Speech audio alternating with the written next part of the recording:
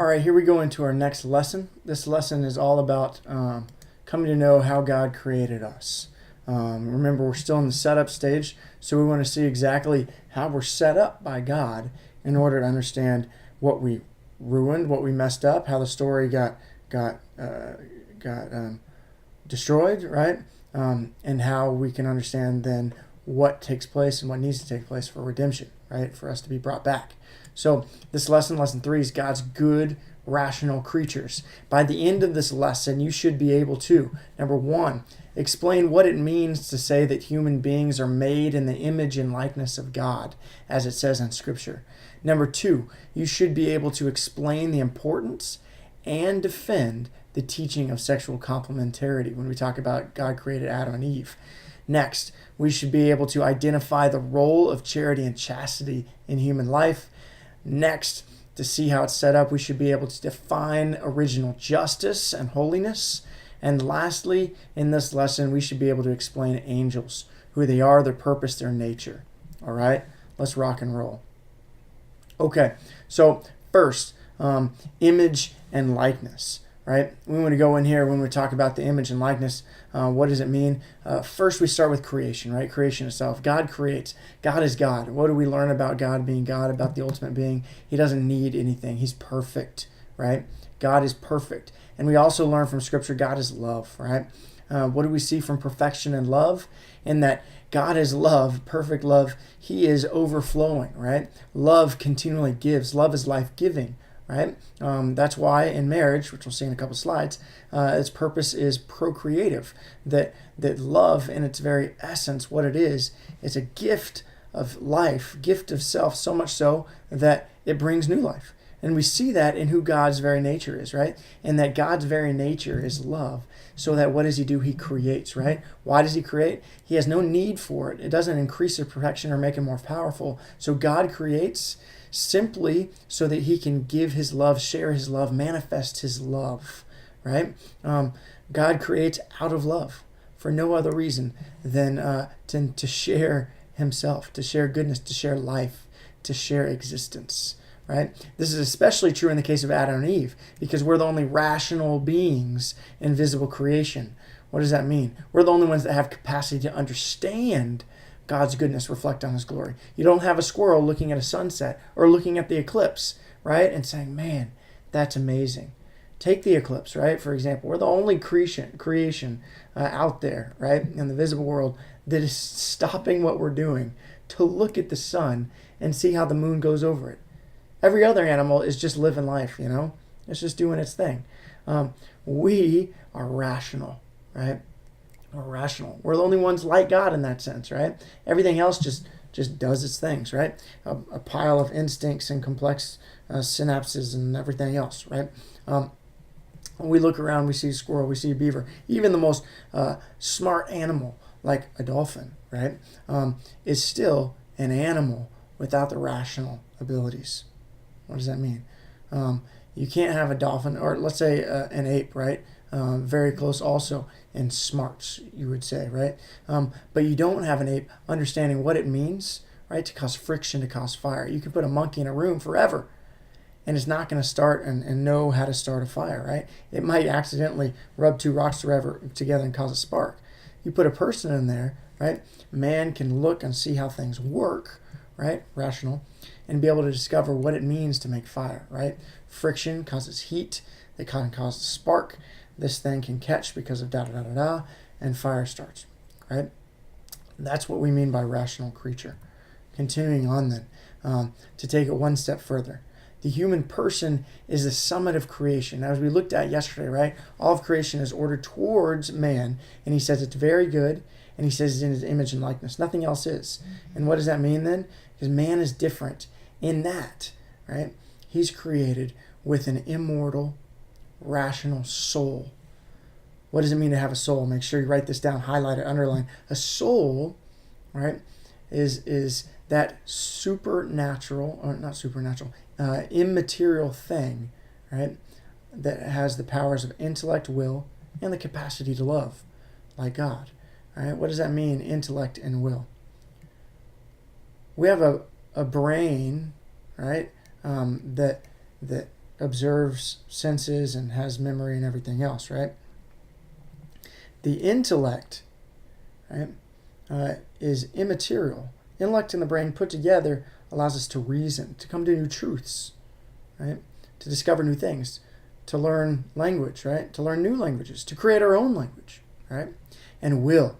We have will. Remember day one, we went all the way back to talking about a squirrel is not going to sit around and start barking, right? You'd look at it and you say something's messed up with the squirrel. You wouldn't say, oh, that squirrel had a choice in life after they were raised by their parents, whether they want to be a dog or a squirrel or how they want to pursue their careers, right? No, we have will.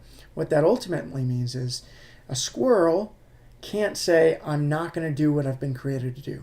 A calculator can't choose to not do what it's created to do. It can have errors, right? But that's in the coding, the bugging, dust gets in the chips and stuff like that. It's not choosing. We are the only ones with will, right? That goes outside of our physical bodies, right? That's part of the soul. It's a power of the soul to be able to, for us to choose and to be like God, to do something or not do something, right? I can choose not to serve my purpose. And we'll see the results of that next lesson, right? So the soul, this is the main point here. The soul, intellect, will, and capacity to love. Intellect, will, capacity to love. Okay? That's the soul. To know the essence of a thing. All right. Got it. We're made in his image. What does that mean? Well, our biology comes from our parents, right? And we look at evolution, right? And we got to say all this stuff, right? But the soul is immaterial then. And we can say the soul is not coming from our parents, right? The soul is infused by God, who is immaterial, right? Infuses and gives the immaterial soul without human intervention, right? A soul then, if it's immaterial, it doesn't decay and fall apart. It doesn't die. Although the body can fall apart and decay and die, right? We got to continually sustain it. But the human body and soul are sacred because ultimately creation is made by God as well, right? The physical world is made by God. So the soul, body, created by God, right? The soul directly created by God. The body handed on by parents, right? That continual thing. The human person then is made up of, the human nature is made up of body and soul. We're composite beings, right? Okay, we're made up of body and soul. All right. Soul created directly by God, while the body is created indirectly by God. Okay? So we're made in the image of God. Lastly, image and likeness.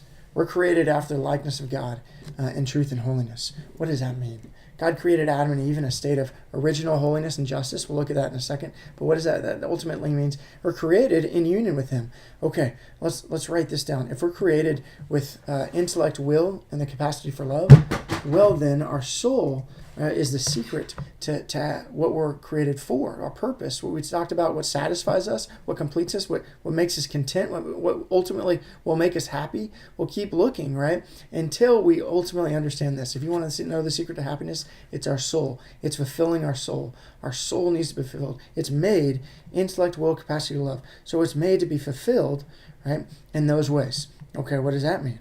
Oh my gosh, this is deep. So let's look at it real quick. Intellect. What's the intellect all about? The intellect is there is to know truth, right? We can keep feeding ourselves truth and know the essence of all things. I learned what the essence of fire. I learned the essence of not just if I chop down a tree, right, but I can learn how gravity works with the tree so the tree can fall a certain way, right? A beaver can do it by instinct. We can think it through without even chopping down a tree, but just by studying it in the classroom, right? That's the difference between instinct animals and us intellect, right? And rational creatures, right? To be able to sense things and learn new things and have that truth within us. But ultimately, where does all truth come from? Where does the world come from? What is the ultimate truth? God is the ultimate truth. So we're not satisfied intellectually until we find the ultimate truth, God. Wow. Okay, next. We don't find... we're also made to choose good, what's good for us. We can choose lots of things, right? We do all the time. But a lot of times we choose what we think is good for us, right? Selfishly because we want something because it makes us feel good, right? But ultimately, we choose what's good for us. Who is the creator of good? Like we just said, the creator knows our purpose, knows what's good for us, right? Who says what's good for us? God does. And God is the ultimate good. And we're fulfilled when we're with God and in God. God created us to be filled by Him. Him who is God, right? Him who is above us, above our nature. And lastly, love. We're created with capacity of love to be filled by love. God is love, right? There we go. That's the secret, right? God fulfills us. God's very self fulfills our soul. He created us that way. That we're not fulfilled until we're in God, with God. That's the amazing part, that God created us for our own sake. Everything in the world is created for us so that we, right, can simply be with God and live with God. Amazingly. Sadly, original sin messes up this likeness, right? Sin continues today and screws it all up, right? Makes it all tough to understand. Okay. We would continue to be in this perfect union with God. We're created to be with God. Our soul satisfied with God. Hopefully we got that down. Intellectually and will are both fulfilled in God, who is all truth and all good, right? Our will, right, is to choose good, right? God is all good. Okay, so our soul is fulfilled in God. So we're unsatisfied. We're always searching until we find God, right? And we have God's very grace, very self within us, because that's how he creates us.